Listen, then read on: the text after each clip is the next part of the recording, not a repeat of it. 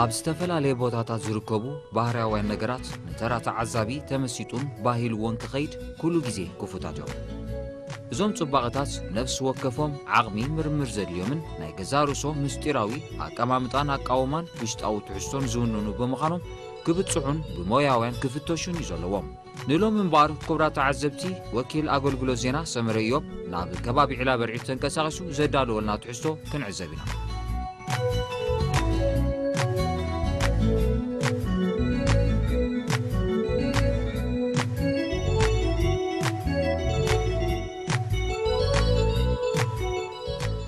ነፍሲ ወከፍ ከባቢ ናቱ ፍሉይ መለለይ ኣለዎም። ናብ ከበሳታት መታሕት ገማግም ባሕሪ ምድረ በዳታት ኤርትራ እንተ ተንቀሳቒስካ ብዙሕ ፍልልያት ኢኻ ትዕዘብ። እዞም ፍልልያት ድማ ካብቲ ዝውንንዎ ተፈጥራዊ ጽባቐ ሓሊፎም መለለይ ናይ ሓደ ከባቢ ክኾኑ ይኽእሉ። ምኽንያቱ ባህሪ ዝመስርሖም ፍልልያት ካብ ጽባቐኦም ንላዕሊ መለለይ ናይ ሓደ ከባቢ ስለ ዝኾኑ በዞም ጽባቐታት ሓጊዝካ ሓደ ባህርያዊ ነገር ኣበይ ኣሎ በኸመይ ክህሉ ኽኢሉ ዝብል ሕቶታት ውቁብ ኣሰራርዓ ባህርን ክትፈልጥ ይሕግዘካ።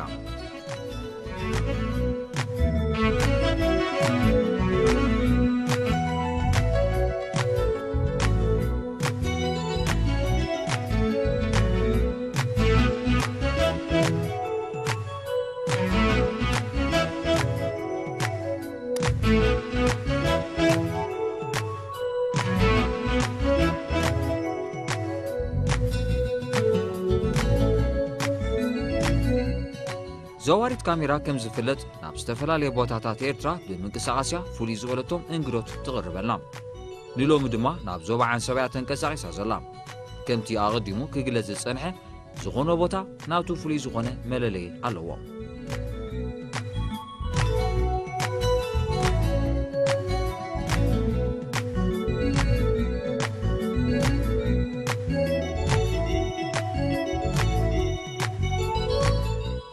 ምምሕዳር ከባቢ ደቂ ዓንዱ ልዕሊ 2500 ነበርቲ ዝርከብዋ ሓንቲ ካብተን 4 ምምሕዳራት ከባቢ ዓንሰባ ለመጨሊ ንዞባ ዒላ በርዒት እያ። ደቂ ዓንዱ ካብ ዒላ በርዒት ንሸነኽ ደቡብ ኣስታት 20 ኪሎ ሜትር ርሒቓ ኣብ ኣዝዩ በሪኽ ጎቦታትን እምባታትን ተደኪና ትርከብ። ኣብዛ ዓዲ እግርኻ ምስ ትረግዝ ጥዑም ኩነታት ኣየር ዝሑል ንፋስን እዩ ዝቕበለካ። ምቕሉል ሰብን ጋሻ ናይ ምቕባል ባህርን ቀንዲ መለለይ ናይዛ ዓዲ እዮም።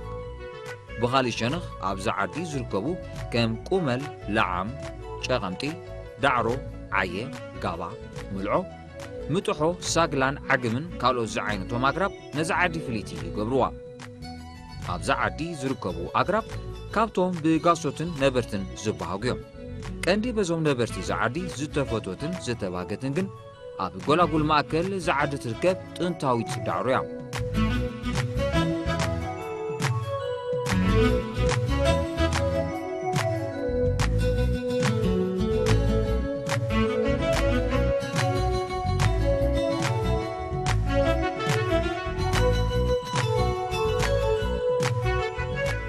ኣብ ግዜ መግዛእቲ ጣልያን ማለት ቅድሚ 100 ዓመት ኣቢሉ ይኸውን ሓደ ኢጣልያዊ ኣብ ትሕቲ እዛ ዳዕሮ ይዕሪፉ ብምንባሩ ነበርቲ ዝዓዲ ነዛ ዳዕሮ ጢልያን ብምባል ከም ዝሰመይዋ እዩ ዝፍለጥ።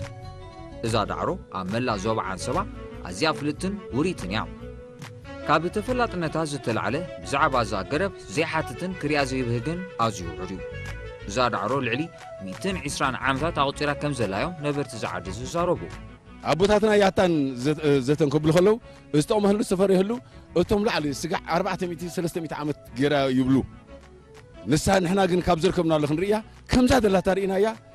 ከምዛ ደላታ ከዓኒ እተፅልልኒ ትምግብ ንኸም ደላ ንርኢ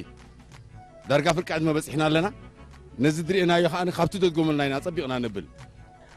ቃዕደ ተወሊዳ ከዓቢ ከለኹ እዛ ዳዕሮ እዚኣ ከምዚ ኢላ ፀኒሓትኒ ንኮ ተቐታቲምና ዳዕሮ ክንዓሪ ንመፅእ ነርና قدامنا وصينا دعرو أرينا نبلع نيرنا بتاع مزا دعرو زيا مقبع زبالة أيو طعميتي مقرات دعرو فرناتا لك تمريد طعم كابي زبع عن سباد مسخة إلى بعد مسخة حد شي عدد مسخة مصيب زيادة صلل بايتو أقبر وعلى أقبر بزعبا زي زياد فلت عنه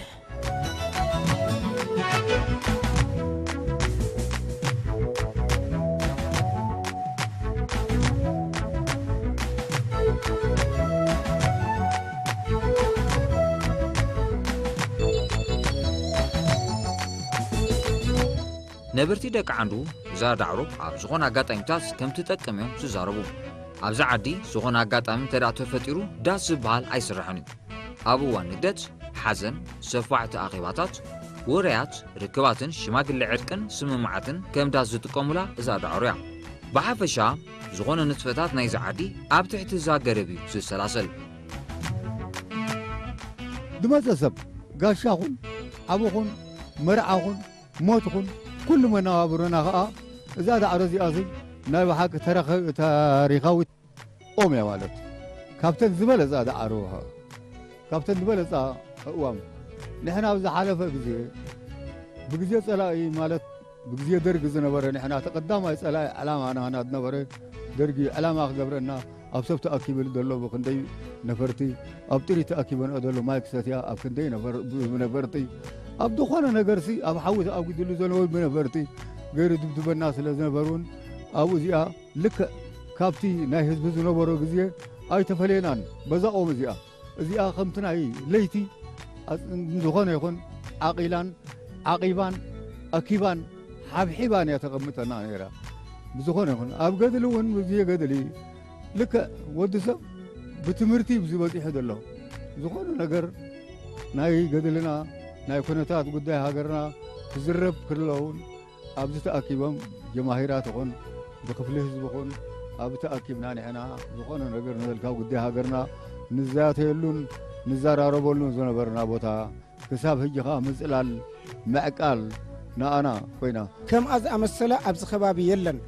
ጠቕላላ ኣብዚ ከባቢ ከምኣ ዝኣመሰለ ብዕብየት የለን በዚ ምኽንያት ልዕሊ 20-30 ሽሕ ህዝቢ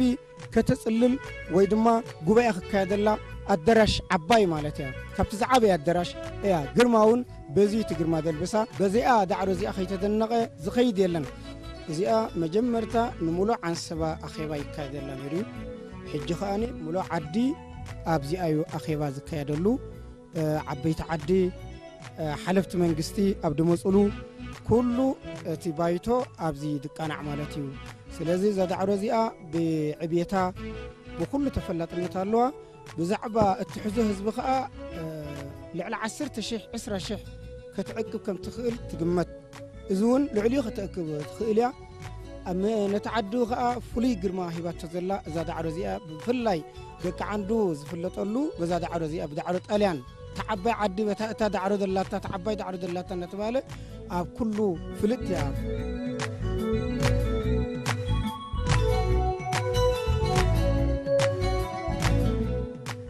እዛ ዳዕሮ ክልተ ግዜ ትፈሪም እቲ ንሸነኽ ደቡብ ዝጥምት ክፋላ ኣብ ሓደ ወቕቲ ክፈር እንከሎ ኣብ ካልኣይ ወቕቲ ድማ እቲ ንሸነኽ ሰሜን ዝጥምት ክፋላ ይፈሪም ኣብ እዋን ሓጋይ ኣብዚ ከባቢ ዝኾነ ዝፍልፍል ማይ እኳ እንተዘየለ እዛ ገረብ ግን ኣብ እዋን ሓጋይ ይኹን ክረምቲ እውን ልምዕት እያ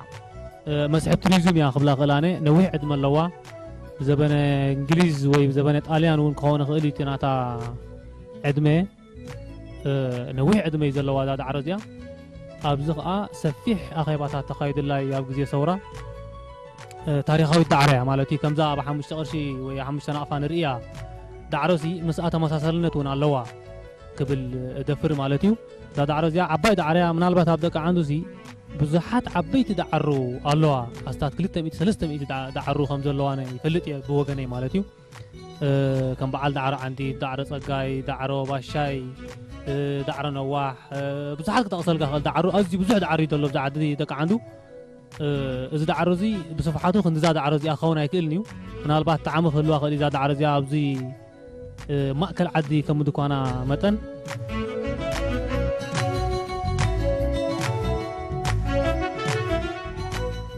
ዳዕሮ ጢልያን ብዓይኒ ቱሪዝም እውን ክትረአ እንከላ ዓብዪ ኣገዳስነት እዩ ዘለዋ ብእትውንኖ ቅርፅን ዕቤትን ንሸነኽ ምብራቕን ምዕራብን ዘለዋ ገዛውቲ ናይዚ ዓዲ ግሩም ትርኢት ሂባቶ ትርከብ እዛ ገረብ ብእትውንኖ ዕድመን ንነበርቲ እዛ ዓዲ ብትህባ ኣገልግሎት ወትሩ ግቡእ ክንክን እዩ ዝካየደላ